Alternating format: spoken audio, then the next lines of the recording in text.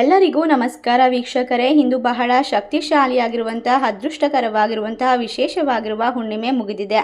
ನಾಳೆ ವಿಶೇಷವಾಗಿರುವಂಥ ಮೇ 2ನೇ ತಾರೀಕು ವಿಶೇಷವಾದ ಶನಿವಾರ. ನಾಳೆಯ ಒಂದು ಶನಿವಾರ ಈ ರಾಶಿಯವರಿಗೆ ಶನಿದೇವನ ಸಂಪೂರ್ಣವಾದ ಆಶೀರ್ವಾದ, ಜೀವನದಲ್ಲಿ ಶಕ್ತಿ ಸಾಮರ್ಥ್ಯ, ವಿಶೇಷವಾಗಿ ಎಲ್ಲ ಆಸೆಗಳನ್ನು ಸಂಪೂರ್ಣ ಮಾಡಿಕೊಳ್ಳುವಂತಹ ಸಾಮರ್ಥ್ಯವನ್ನು ಪಡೆದುಕೊಳ್ಳುವಂತಹ ವಿಶೇಷವಾದ ಸಂದರ್ಭಗಳು ಶುರುವಾಗ್ತಾ ಇದೆ.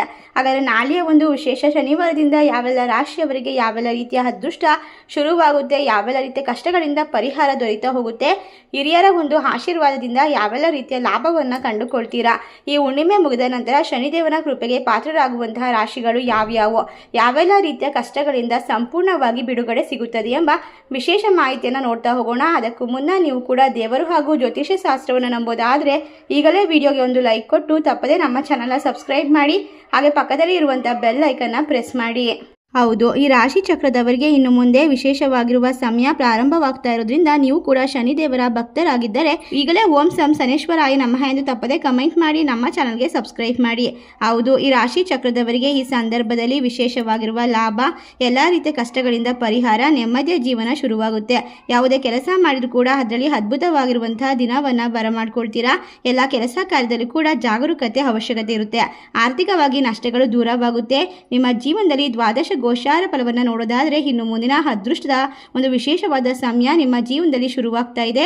ಇದರಿಂದ ಶುಭ ಫಲವನ್ನು ಬರಮಾಡ್ಕೊಳ್ತೀರಾ, ನೆಮ್ಮದಿಯನ್ನು ಕಂಡುಕೊಳ್ತೀರಾ, ಕೆಲಸದ ಹೊರೆ ದೂರವಾಗುತ್ತೆ, ಹೊಸ ಜವಾಬ್ದಾರಿಗಳು ಕೂಡ ಹೆಚ್ಚಾಗುತ್ತದೆ. ಇದು ಮಾನಸಿಕ ಒತ್ತಡವನ್ನು ಸ್ವಲ್ಪ ಏರಿಸಬಹುದು. ಹಣಕಾಸಿನ ವಹಿವಾಟುಗಳಲ್ಲಿ ಎಚ್ಚರಿಕೆಯಿಂದ ಇರಬೇಕು. ಆರ್ಥಿಕ ವಿಚಾರಕ್ಕೆ ಸಂಬಂಧಪಟ್ಟಂತೆ ಆತುರವಾದ ನಿರ್ಧಾರವನ್ನು ದೂರ ಮಾಡಬೇಕು. ವ್ಯವಹಾರದಲ್ಲಿ ಅಪೇಕ್ಷಿತ ಲಾಭವನ್ನು ಕಂಡುಕೊಳ್ತೀರಾ. ನಿಮ್ಮ ಪ್ರಯತ್ನಗಳಿಗೆ ಯಶಸ್ಸು ಸಿಗೋದು ಖಚಿತವಾಗುತ್ತೆ. ಸಾಮಾಜಿಕ ಸ್ಥಾನಮಾನ ಹೆಚ್ಚಾಗುತ್ತೆ. ಆರ್ಥಿಕ ಲಾಭಕ್ಕಾಗಿ ಹೊಸ ಅವಕಾಶಗಳು ತೆರೆದುಕೊಳ್ಳುತ್ತದೆ.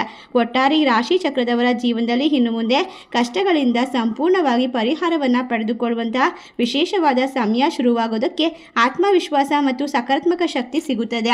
ನೀವು ಮಾಡುವ ಕೆಲಸದಲ್ಲಿ ಸಂತೋಷ ಸಿಗುತ್ತೆ. ಹಣಕಾಸಿನ ವಿಚಾರದಲ್ಲಿ ಅನಗತ್ಯ ಖರ್ಚುಗಳಿಗೆ ಕಡಿವಾಣ ಹಾಕಬೇಕು. ವೃತ್ತಿ ಮತ್ತು ಸ್ಪರ್ಧಾತ್ಮಕ ಪರೀಕ್ಷೆಗಳಿಗೆ ತಯಾರಿ ನಡೆಸುತ್ತಿರುವಂತಹ ವಿದ್ಯಾರ್ಥಿಗಳಿಗೆ ಅನುಕೂಲಕರವಾದ ಸಮಯ. ವೃತ್ತಿಗೆ ಸಂಬಂಧಪಟ್ಟಂತೆ ಒಳ್ಳೆಯ ಅದ್ಭುತವಾಗಿರುವ ಫಲಿತಾಂಶವನ್ನು ಕಂಡುಕೊಳ್ತೀರಾ.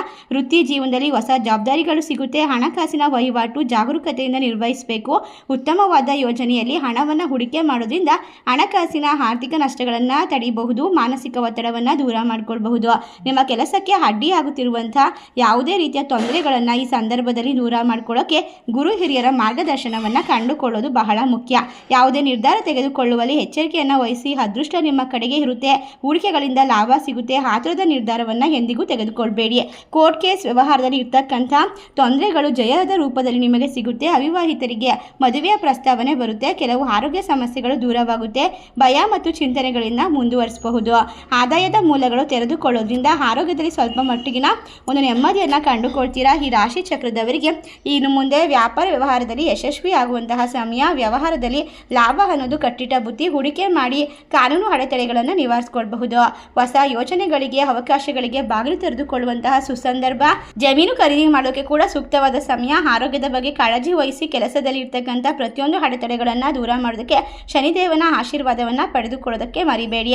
ಈ ಸಮಯದಲ್ಲಿ ಇಷ್ಟೆಲ್ಲ ಅದೃಷ್ಟವನ್ನು ಕಂಡುಕೊಂಡು ನೆಮ್ಮದಿಯನ್ನು ಬರಮಾಡ್ಕೊಳ್ತಕ್ಕ ರಾಶಿಗಳು ಯಾವ್ಯಾವುದು ಅಂತ ನೋಡೋದಾದರೆ ಮೇಷರಾಶಿ, ಮೀನರಾಶಿ, ತುಲಾರಾಶಿ, ಧನಸ್ಸು ರಾಶಿ, ಕರ್ಕಾಟಕ ರಾಶಿ, ವೃಶ್ಚಿಕ ರಾಶಿ. ಈ ರಾಶಿಗಳಲ್ಲಿ ನಿಮ್ಮ ರಾಶಿ ಇದ್ದರೂ ಇಲ್ಲದಿದ್ದರೂ ಭಕ್ತಿಯಿಂದ ಓಂ ಸಂ ಶನೇಶ್ವರಾಯ ನಮಃ ಎಂದು ತಪ್ಪದೆ ಕಮೆಂಟ್ ಮಾಡಿ, ನಮ್ಮ ಚಾನಲ್ಗೆ ಸಬ್ಸ್ಕ್ರೈಬ್ ಮಾಡಿ. ಸರ್ವೇ ಜನ ಸುಖಿನೋ ಭವಂತು. ಧನ್ಯವಾದಗಳು.